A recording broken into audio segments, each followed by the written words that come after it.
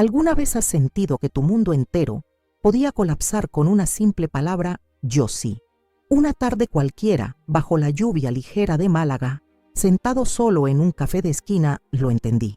Me llamo Alejandro Torres y esta es la historia de cómo la mujer que amé durante 25 años me clavó un puñal en el corazón y cómo decidí no caer, sino levantarme de entre los escombros. No fue un grito, ni una pelea, ni una escena dramática. Fue silencioso, frío, letal, como una bala atravesando el pecho en mitad de una madrugada tranquila. Todo empezó con lo que parecía una oportunidad inocente. Carmen, mi esposa, madre de nuestras 2 hijas.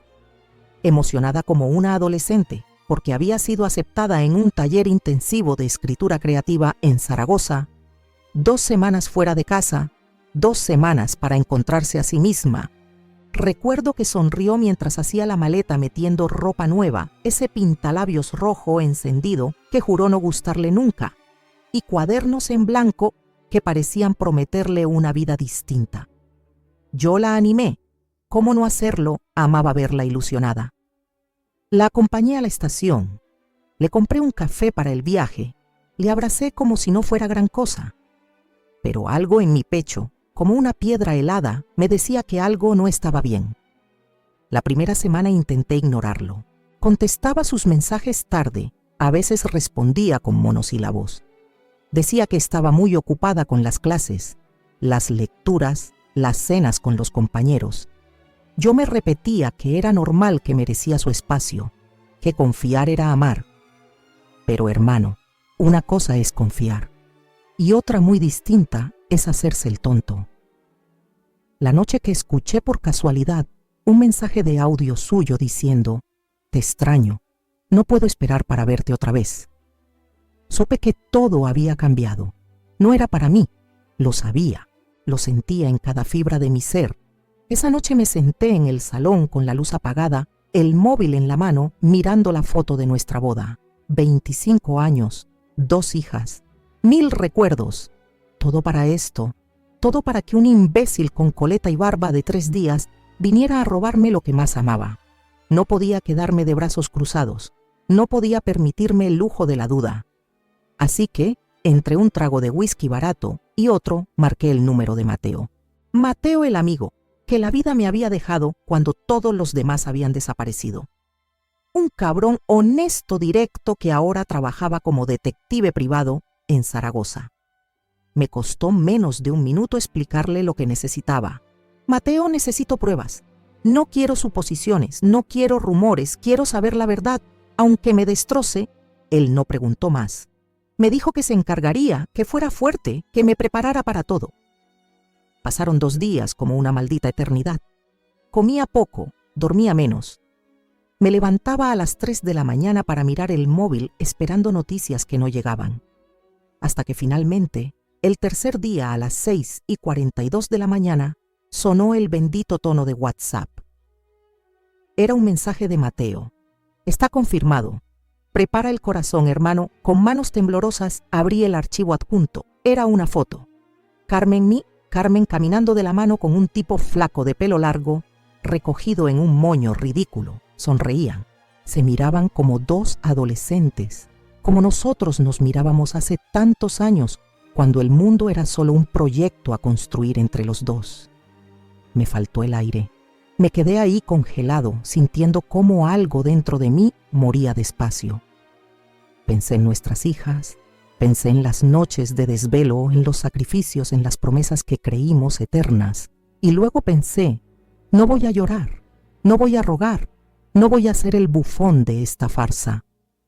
Cerré el móvil, respiré hondo y empecé a planear mi siguiente movimiento. Porque si ella había tenido el valor de matarme en vida, yo iba a tener el coraje de enterrarla en su propio teatro de mentiras. Iba a destruir su mundo con la misma frialdad con la que ella había destruido el mío. Pero lo haría a mi manera. Silencioso, preciso, invisible. Como un puto fantasma que nadie ve venir hasta que es demasiado tarde. La vida antes de todo esto era sencilla, casi perfecta.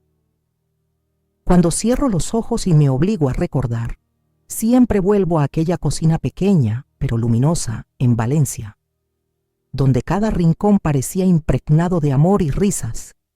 Era una noche cualquiera. El aroma del guiso de Carmen llenaba el aire. Las niñas reían compitiendo por contar la anécdota más absurda del día. Yo, sentado al borde de la mesa, observaba la escena como si fuera una película que no quería que terminara jamás. Éramos nosotros, completos, íntegros. Felices sin saberlo, Carmen servía los platos con su sonrisa cansada pero plena. Me lanzaba una mirada cómplice cada vez que una de las niñas hacía alguna tontería. Y yo, tonto de amor, la miraba como si fuera la primera vez. Porque sí, hermano, amaba a esa mujer con cada maldito átomo de mi ser. No había espacio para dudas, para medias tintas. Mi vida era, Carmen era nuestras hijas. Era esa mesa de madera vieja donde compartíamos sueños y problemas. Renuncié a todo por ellos. Dejé mis escapadas de vela. Vendí mi barco, aquel pequeño velero que había sido mi refugio durante años. Era mi tesoro, mi rincón de libertad. Pero no lo dudé, ni un segundo. No quería mares lejanos. Quería estar ahí en tierra firme, sosteniendo pequeñas mochilas rosas, esperando en la puerta del colegio, preparando meriendas de última hora. Quería ser el tipo que estaba presente, no el que llegaba tarde a todo. Y Carmen era el centro de esa pequeña galaxia que giraba perfectamente en torno a nuestro amor. Cada noche después de cenar y acostar a las niñas, ella se acurrucaba en el sofá con un libro. Yo me tumbaba, apoyaba la cabeza en su regazo y cerraba los ojos mientras escuchaba su voz leer en voz baja, pausada, como si estuviera tejiendo hechizos de calma en medio del caos cotidiano. Era nuestro momento sagrado. Podía haber tormentas, fuera malas noticias en la tele, facturas acumulándose en la mesa, pero ahí, en ese pequeño salón iluminado por una lámpara vieja, todo estaba bien. Todo era perfecto. Teníamos un pacto, un pequeño ritual que ninguno de los dos rompía. Jamás cada viernes por la noche era nuestro. Apagábamos los móviles, cerrábamos las computadoras y cocinábamos juntos. Elegíamos recetas absurdas de algún libro olvidado. Nos peleábamos por quién batía mejor la masa o quién arruinaba menos una salsa. Y luego, con la cocina hecha un desastre y el estómago lleno, poníamos algún disco viejo de música clásica y bailábamos. No bailábamos bien, claro, parecíamos dos adolescentes torpes, riéndonos de nosotros mismos, tropezándonos, cayendo sobre el sofá. Pero éramos felices, completamente, absurdamente felices. Yo soñaba, despierto con el futuro. Soñaba que cuando nuestras hijas fueran grandes, Carmen y yo venderíamos todo y nos lanzaríamos a recorrer el mundo. La veía caminando conmigo por las calles estrechas de Roma, riendo bajo la lluvia de París, perdiéndose conmigo en los mercados de Marrakech. Soñaba que seríamos esos viejitos locos, arrugados y enamorados que seguían tomándose fotos tontas frente a cada monumento como si fuera la primera vez. Soñaba con tomarnos de la mano en un tren cualquiera sin destino fijo, sin más equipaje que nuestras memorias compartidas. Soñaba con ver el mundo a su lado, porque en el fondo el mundo para mí siempre fue ella. Cada pequeño gesto, cada costumbre tonta, cada palabra compartida construía un castillo invisible que creí indestructible. A veces, mientras la miraba reírse con las niñas o pelearse conmigo por la mejor receta de lasaña, sentía una gratitud tan grande que me dolía el pecho. ¿Cómo había tenido tanta suerte? ¿Qué había hecho yo para merecer ese pequeño universo perfecto? Carmen, mis hijas, nuestra casa llena de ruido, de carreras, de abrazos pegajosos, era todo lo que quería, todo lo que necesitaba. Nunca imaginé que esa paz, esa felicidad sencilla, era tan frágil que bastaba un solo suspiro, una sola grieta minúscula para que todo se viniera abajo, como un castillo de naipes. Pero en ese momento, en esa cocina iluminada, con la voz de Carmen susurrándome historias al oído, no había sitio para el miedo. No había presagios, solo amor, solo nosotros. Y créeme, hermano, si hubiera sabido lo que venía, habría congelado ese instante en el tiempo. Lo habría guardado en una botella para poder abrirlo en las noches más oscuras, cuando ya no quedara nada, salvo recuerdos rotos. Los cambios empezaron de manera casi imperceptible. Pequeños detalles, cosas que cualquiera podría haber ignorado, cosas que yo, si no hubiera estado tan ciego de amor, habría visto desde el primer momento. Al principio, fue su forma de sonreír, no era la misma. No era esa sonrisa abierta, desbordante, que me dedicaba cada vez que cruzaba la puerta de casa. Era una sonrisa tensa, forzada, como de quien lleva una máscara demasiado tiempo puesta y ya no recuerda cómo se siente su propio rostro.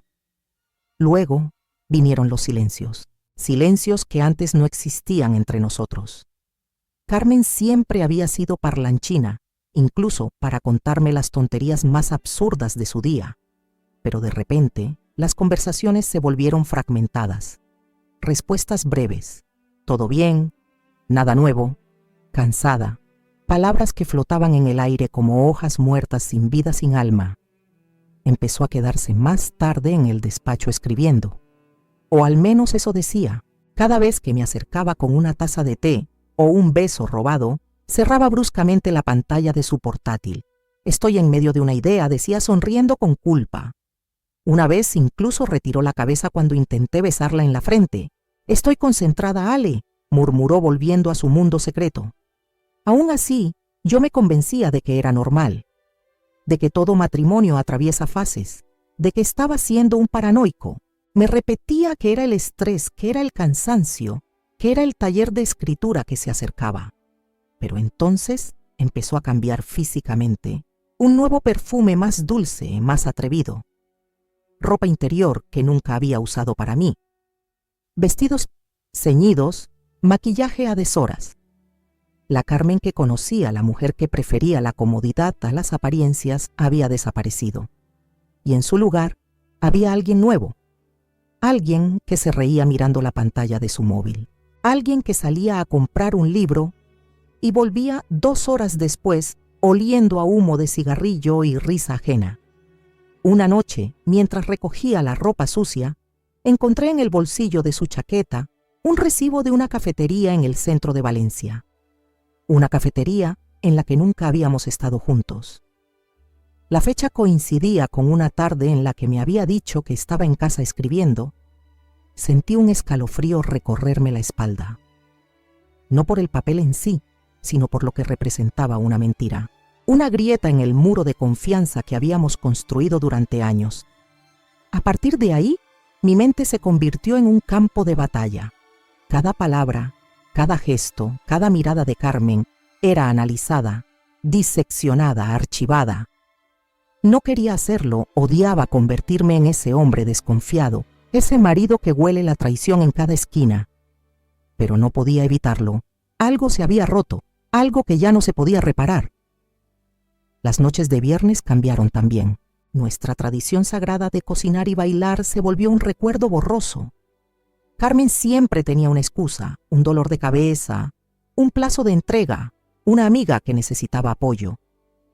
Me encontraba solo en la cocina, revolviendo salsas que ya no sabían a nada, bebiendo vino barato mientras el silencio se estiraba por toda la casa como una sombra venenosa.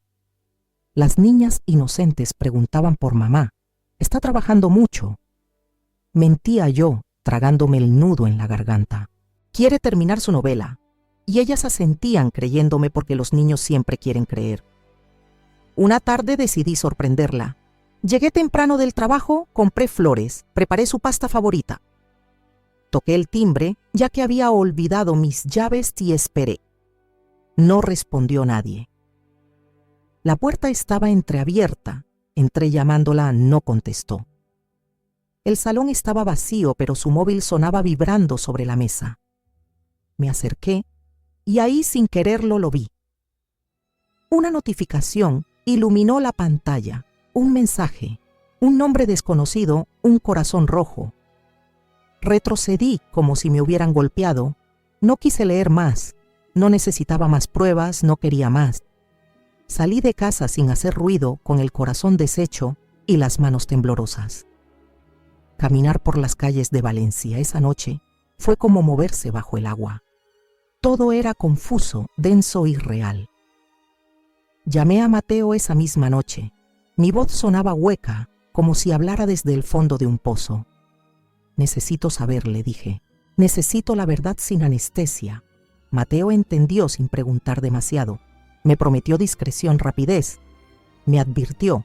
A veces es mejor no saber, pero yo ya había cruzado esa línea. No había vuelta atrás. Durante los días siguientes viví como un fantasma.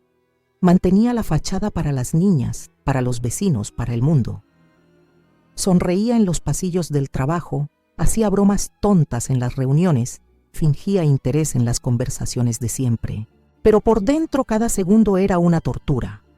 Cada vez que sonaba mi móvil, el corazón me daba un vuelco. Cada noche al acostarme me preguntaba si ella estaba soñando conmigo o con él. Cada mañana al mirarme al espejo, veía a un hombre que ya no reconocía. La gota que colmó el vaso fue el día que Carmen anunció con una sonrisa nerviosa que había decidido ampliar su estancia en Zaragoza. Después del taller, han organizado unas jornadas adicionales. Dijo: «Sería una gran oportunidad para mí». Yo asentí, sonreí, la felicité, y por dentro sentí cómo mi mundo se desplomaba definitivamente, porque ya no había dudas, ya no era paranoia, ya no era miedo, era la certeza absoluta de que había perdido a mi mujer. Y esa certeza fría y cortante como una navaja me dio una nueva fuerza, la fuerza de quien ya no tiene nada que perder, la fuerza de quien está dispuesto a hacer lo que sea necesario para no quedar enterrado bajo los escombros de su propia vida, así. Mientras Carmen hacía las maletas una vez más, ajena a la tormenta que se estaba gestando, yo empecé a escribir mi propio plan, un plan silencioso, preciso, letal. Porque si ella había elegido destruir nuestro mundo por amor a una ilusión, yo iba a reconstruir el mío sobre las ruinas. Y esta vez, hermano, no iba a haber lugar para la compasión. Las noches empezaron a pesarme como si llevara una mochila de piedras a la espalda. Me acostaba y cerraba los ojos, pero el sueño no venía. Solo venían las dudas, las malditas dudas. ¿Y si estaba exagerando? ¿Y si era el cansancio, el estrés, el puto miedo que uno siente cuando ama demasiado? ¿Y si todo era un invento de mi cabeza?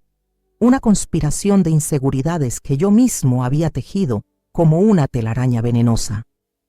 Miraba el techo durante horas, escuchando la respiración pausada de mis hijas en la habitación de al lado. Me preguntaba en qué momento mi vida había dejado de ser un refugio para convertirse en un campo de minas. Cada pequeño gesto de Carmen me parecía sospechoso. Cada sonrisa esquiva, cada mensaje que contestaba de forma apresurada, cada salida inocente a comprar algo me estaba volviendo loco y lo sabía. Sentía que caminaba sobre hielo fino, esperando el crujido fatal en cada paso. Había momentos en los que pensaba que debía confiar, que el amor se basa en eso, ¿no? En confiar en dar el salto, aun cuando el suelo se tambalee bajo tus pies. Me repetía que ella era la mujer que había criado a mis hijas conmigo, la mujer que había compartido noches de fiebre, madrugadas de llanto, domingos interminables de juegos de mesa. ¿Cómo podía siquiera imaginar que esa misma mujer me estaba engañando? Y sin embargo, la imagen del recibo de aquella cafetería, los perfumes nuevos, las sonrisas furtivas, los silencios demasiado largos, todo seguía martillándome el cráneo. Una noche derrotado me senté en la cocina delante de una taza de café frío. Eran las 3 de la mañana. Fuera la ciudad dormía indiferente a mi miseria. Yo daba vueltas a la taza entre las manos preguntándome si debía hacer algo o resignarme a vivir con la duda. La duda. Es así que mata lento, hermano. Recordé algo que me había dicho mi abuelo una vez. Prefiero una verdad dolorosa que una mentira bonita. Y en ese momento comprendí que ya no podía seguir así. No podía seguir mintiéndome. No podía seguir esperando que las cosas se arreglaran solas como en las películas malas. Tenía que saber la verdad, aunque me destrozara, aunque confirmara el peor de mis miedos. Respiré hondo, miré el móvil sobre la mesa. Dudé. Juro que dudé durante varios minutos que me parecieron años. Cada parte de mí gritaba que no lo hiciera, que era mejor no saber, que a veces la ignorancia es la única anestesia posible, pero al final la necesidad de salir del limbo fue más fuerte. Marqué el número de Mateo, mi hermano de otra madre, el único que me conocía tan bien como para entender lo que no podía decir en voz alta. El teléfono sonó 2 veces antes de que respondiera. Su voz sonaba adormilada, pero alerta como quien sabe que una llamada a esas horas nunca trae buenas noticias. Alejandro dijo, rascándose la garganta. Tardé unos segundos en poder hablar. Tenía un nudo en la garganta tan grande que casi me ahogaba. «Necesito tu ayuda, tío», dije al fin con la voz rota. Hubo un silencio breve, lo suficiente para que supiera que Mateo ya había entendido todo.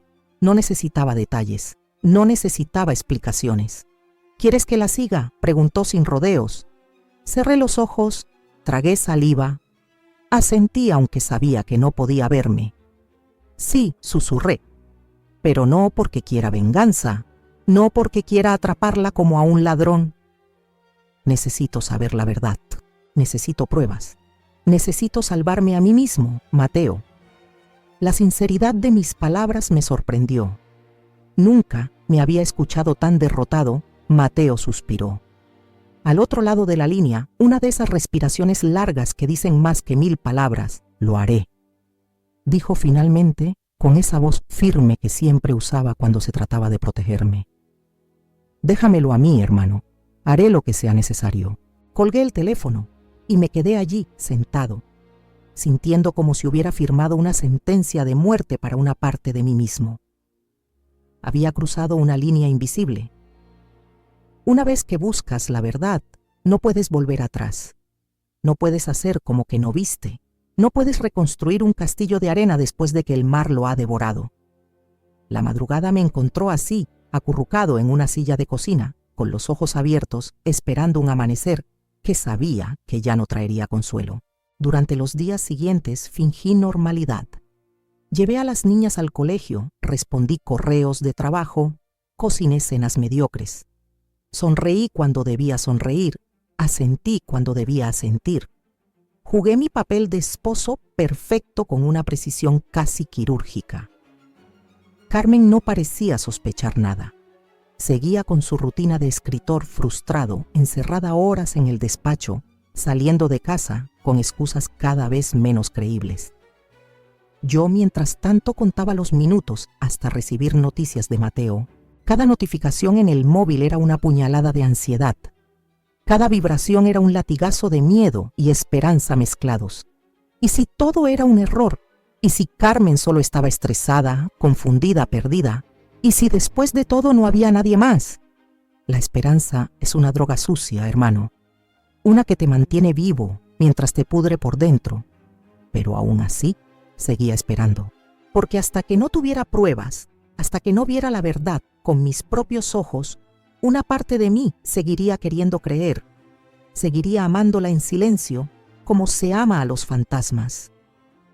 La noche antes de recibir el primer informe de Mateo, no pude dormir.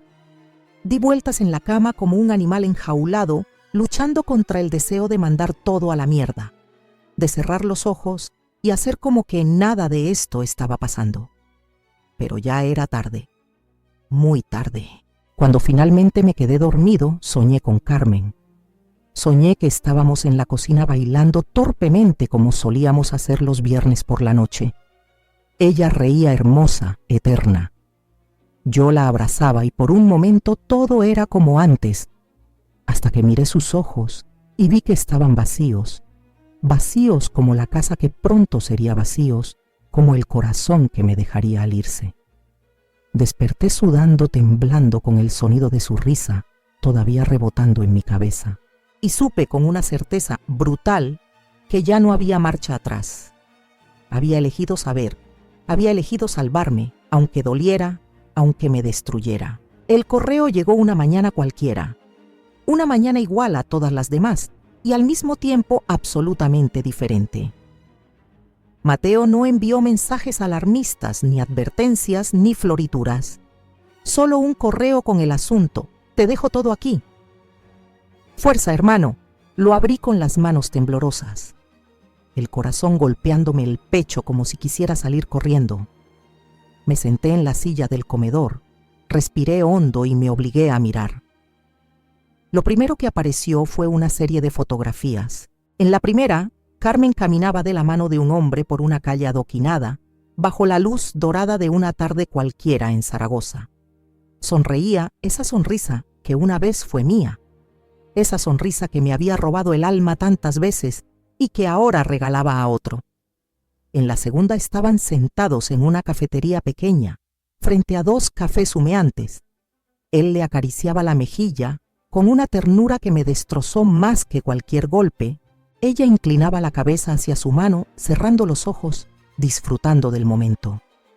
En la tercera, bajo un árbol enorme en el parque se besaban. No un beso rápido culpable, no un beso largo profundo lleno de promesas, un beso de 2 personas que creían que el mundo entero les pertenecía. Me quedé congelado. El tiempo se detuvo. Todo lo que era, todo lo que había sido, se desmoronó en un instante. Pasé a los videos. No quería hacerlo. Una parte de mí gritaba que parara, que ya había visto suficiente. Pero otra más oscura, más sedienta de dolor, necesitaba verlo todo. En el primero, caminaban abrazados por la plaza, riendo como adolescentes. Ella le susurraba algo al oído y él le besaba la frente. En el segundo, en una librería, se miraban con esa intensidad que yo creía única. Esa mirada que solo compartes con quien crees que será tú para siempre. Apagué el portátil de un golpe. Me quedé en silencio. La habitación giraba lentamente a mi alrededor. No lloré, no grité, no rompí nada. Simplemente dejé de sentir por unos minutos, como si mi alma hubiera decidido tomar un descanso del dolor. Cuando al fin pude moverme, me serví un whisky doble a las 10 de la mañana y me senté en el balcón a mirar la ciudad que seguía su vida, indiferente a mi tragedia personal. Pensé en las niñas, pensé en nuestra casa, pensé en cada promesa susurrada, en noches de insomnio, en cada plan hecho entre risas y copas de vino. ¿Dónde se había perdido todo eso? ¿En qué momento había dejado de ser suficiente? Me pregunté si alguna vez realmente me había amado, o si simplemente había amado la idea de mí, de la vida que le ofrecía. El dolor era inmenso, hermano, un dolor que no se parece a nada, ni a una pérdida, ni a una traición. Es como si alguien te arrancara las entrañas mientras sigues vivo para verlo. Quise odiarla.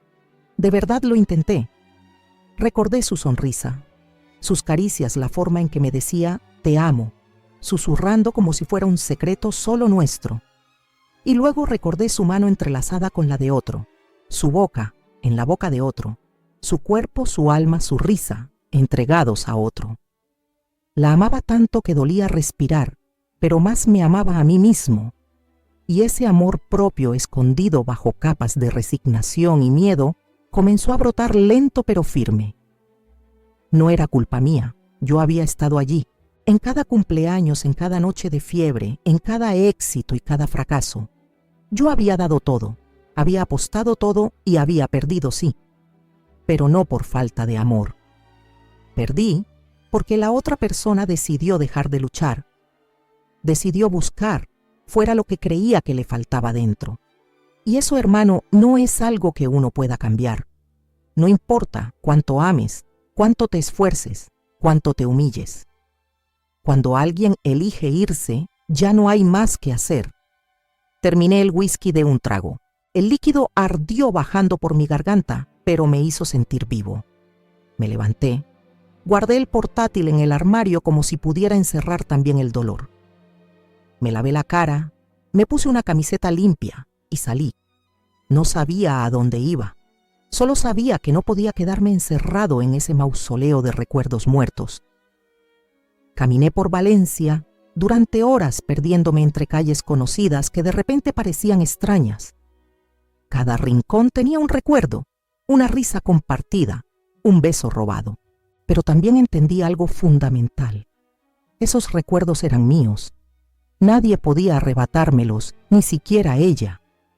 No iba a permitir que su traición arruinara mi vida. Iba a doler, sí, Iba a ser un infierno, claro, pero lo superaría.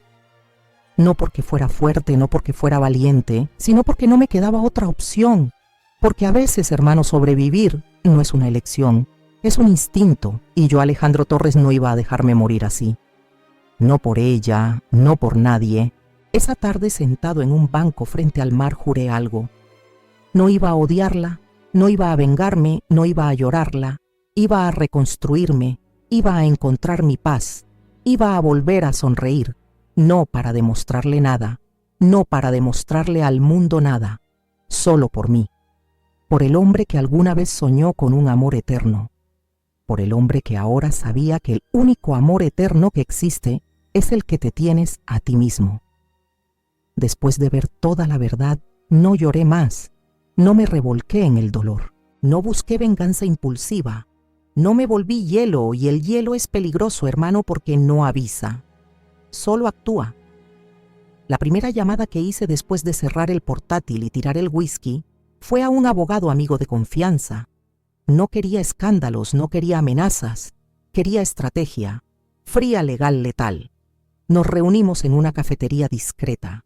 Le conté todo sin adornos, sin dramas, solo hechos. Él me escuchó en silencio, tomando notas. Cuando terminé me miró serio y dijo: lo mejor que puedes hacer es moverte en silencio y rápido. Antes de que ella siquiera sospeche, le entregué todos los documentos de la casa, las escrituras, los contratos de préstamo inicial. Mientras los revisaba, su expresión cambió. Levantó la vista y sonrió.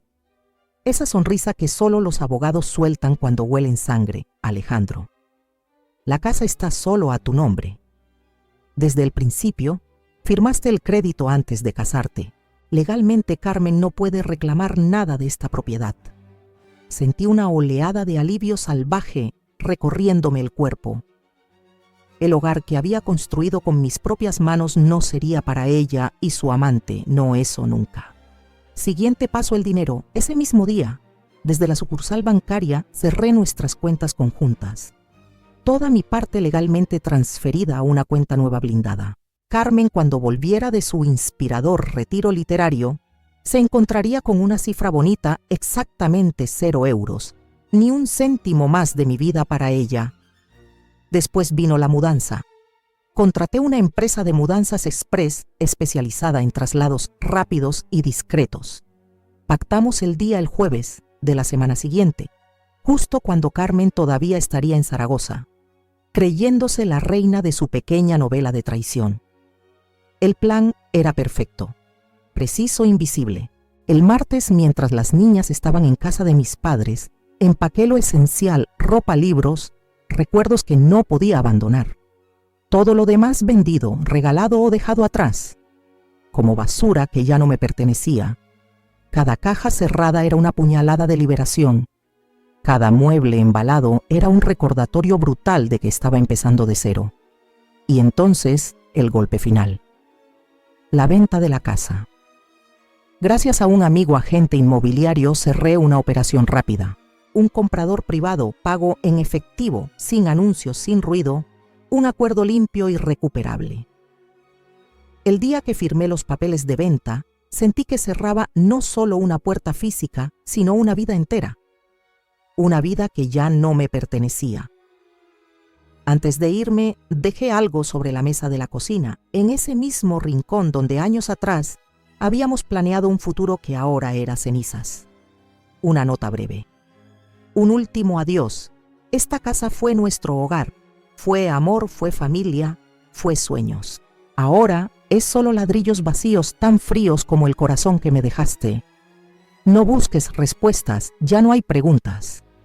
Adiós. No firmé la carta, no hacía falta.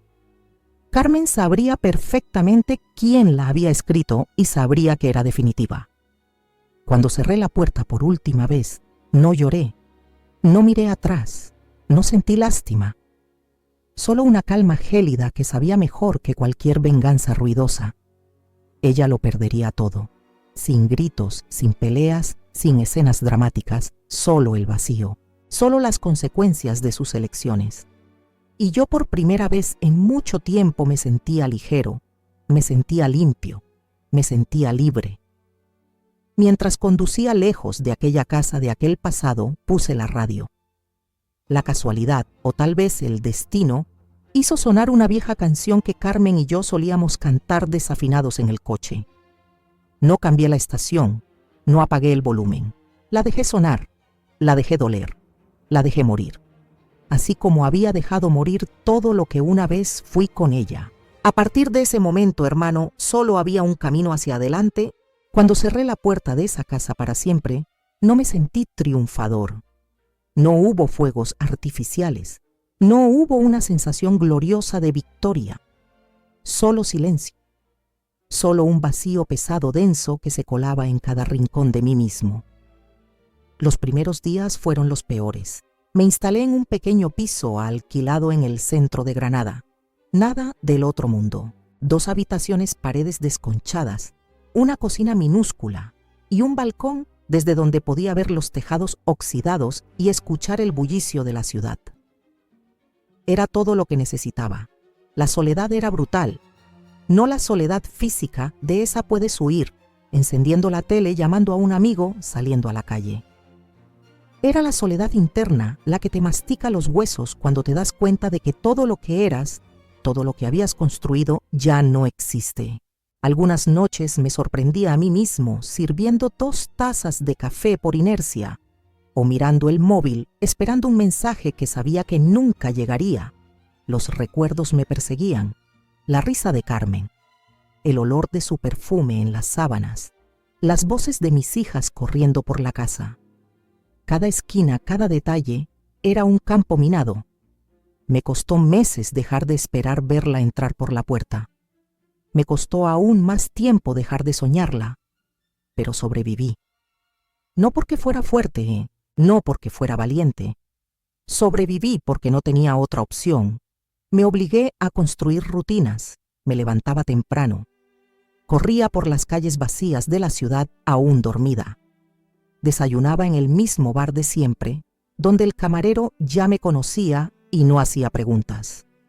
Empecé a trabajar como un loco. Agarré todos los proyectos de arquitectura freelance que pude encontrar. No me importaba el tamaño, el dinero, el prestigio. Solo necesitaba ocupar mi mente, mis manos, mi alma. Poco a poco los días dejaron de doler tanto. Las noches siguieron siendo largas, sí. El insomnio se convirtió en un compañero leal. Pero ya no era el insomnio de la desesperación, sino el de quien está pensando en cómo volver a construir algo nuevo. Me reencontré conmigo mismo. Recordé cosas que había olvidado: mi amor por la fotografía, mi pasión por los libros de viajes, mi necesidad casi física de estar cerca del mar. Los fines de semana me escapaba a la costa. Me sentaba en la playa, solo mirando las olas romper una y otra vez, como si quisieran enseñarme que todo, hasta el dolor más profundo, puede ser desgastado con el tiempo. Conocí gente nueva. No buscaba amigos, no buscaba amor, no buscaba nada. Pero la vida, cuando menos lo esperas, te pone en el camino a personas que te sacuden el alma sin pedir permiso. Empecé a construir una red pequeña, pero sólida. Gente sencilla, auténtica, sin dramas innecesarios. Y un día, casi sin darme cuenta, sonreí de verdad. No por obligación, no por educación. Sonreí porque el sol se colaba entre los árboles de un parque y una niña pequeña me ofreció una flor arrancada. La vida maldita, vida seguía, y yo contra todo pronóstico seguía con ella. Mi estudio de arquitectura creció. Pasé de hacer planos mediocres para cafeterías a diseñar proyectos completos para hoteles. Boutique en la costa. Volví a enamorarme de mi trabajo, de mi talento, de esa parte de mí que había sepultado bajo años de rutina familiar. No volví a saber de Carmen. No busqué saber. No revisé redes sociales. No pregunté a conocidos. Ella pertenecía a un pasado que ya no era mío. A veces me preguntaba si se arrepentía, si pensaba en mí, si lamentaba haber tirado por la borda una vida entera. Pero no me detenía mucho en esos pensamientos. No valía la pena. Lo importante era que yo había sobrevivido, y más que eso, estaba empezando a vivir. Un día, mientras paseaba por el centro de Granada, me detuve frente a una librería.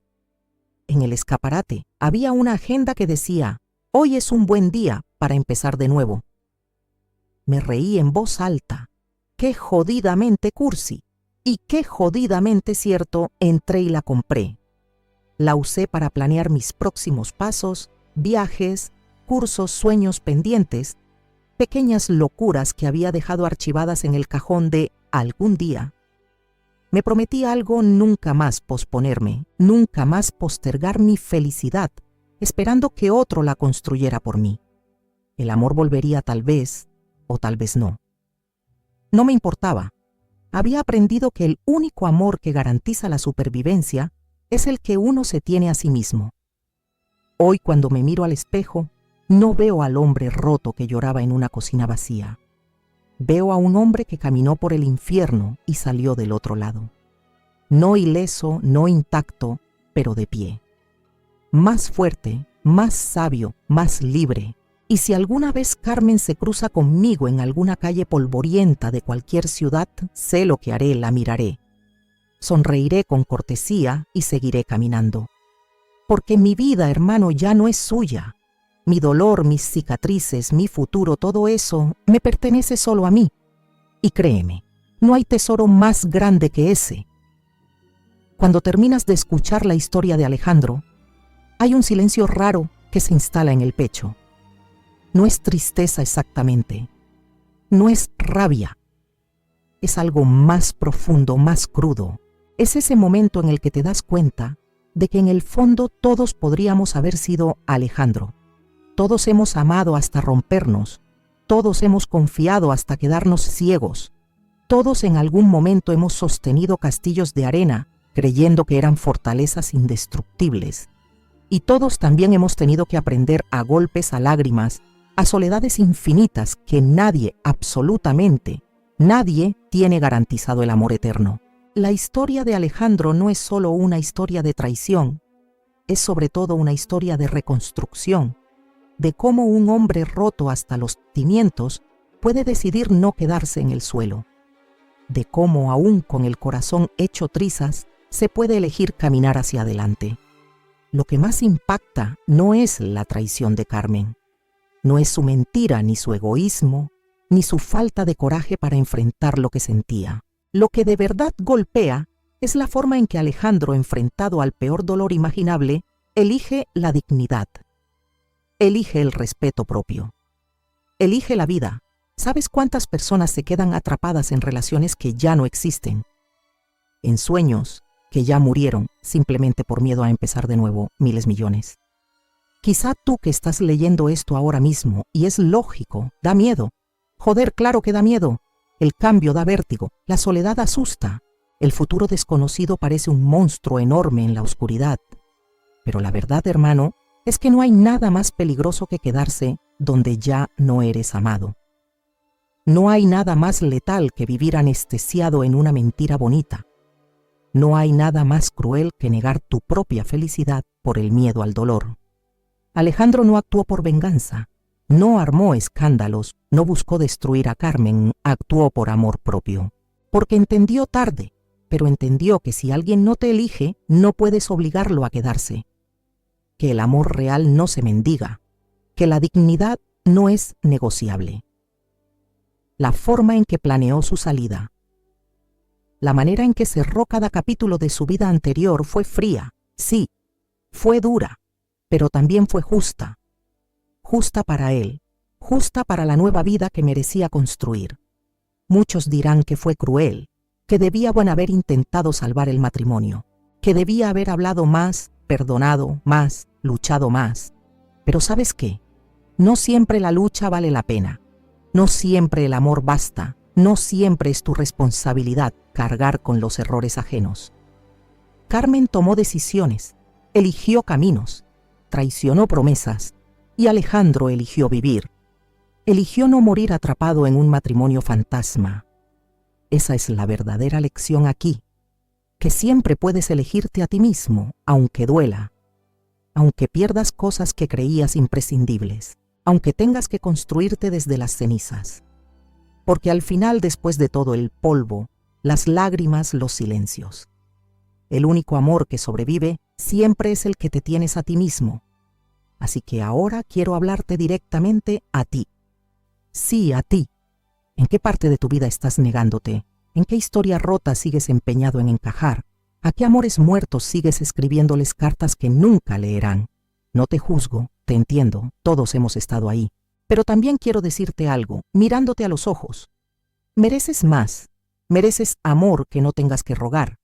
Mereces respeto que no tengas que mendigar. Mereces una vida que no tengas que justificar cada noche en tu almohada, así que levántate, aunque sea con las piernas temblando, aunque sea con el corazón hecho polvo, aunque sea con el alma hecha trizas. Levántate, reúne tus pedazos, llora lo que tengas que llorar, maldice si hace falta, grita si te ayuda, pero no te quedes ahí.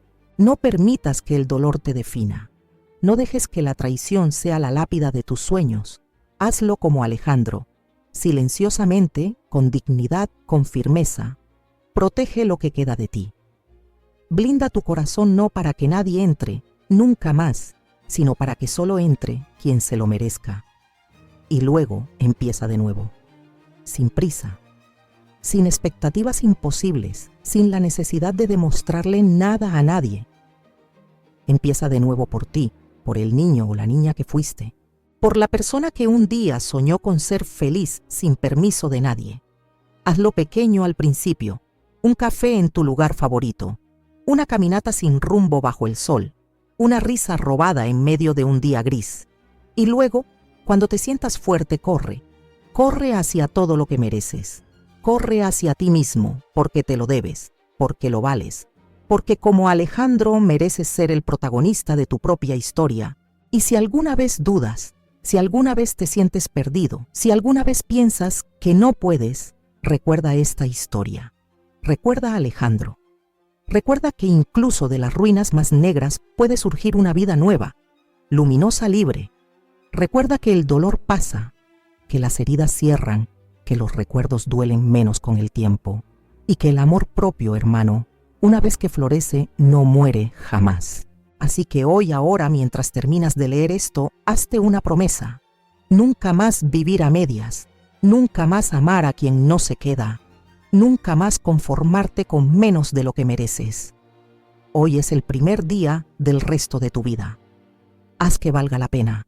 Si esta historia te ha llegado al corazón, si te ha removido algo por dentro, aunque sea un poquito, te invito a quedarte con nosotros. Este canal no es solo un sitio donde se cuentan historias de amor, de traición, de esperanza y de dolor.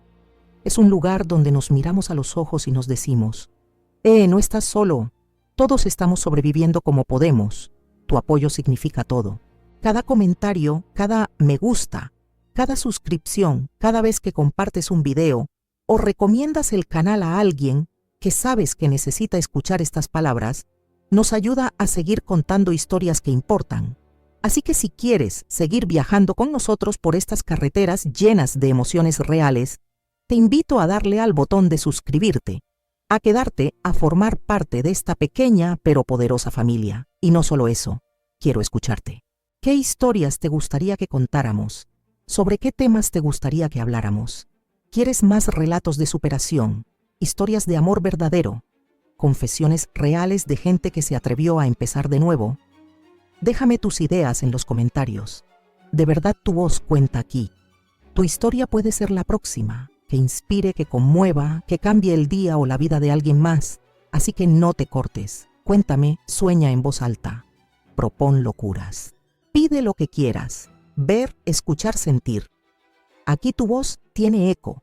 Aquí tus sueños también pueden tener micrófono. Gracias por estar ahí. Gracias por creer que siempre, incluso después de las peores tormentas, se puede volver a ver el sol. Te espero en el próximo capítulo. Hasta pronto.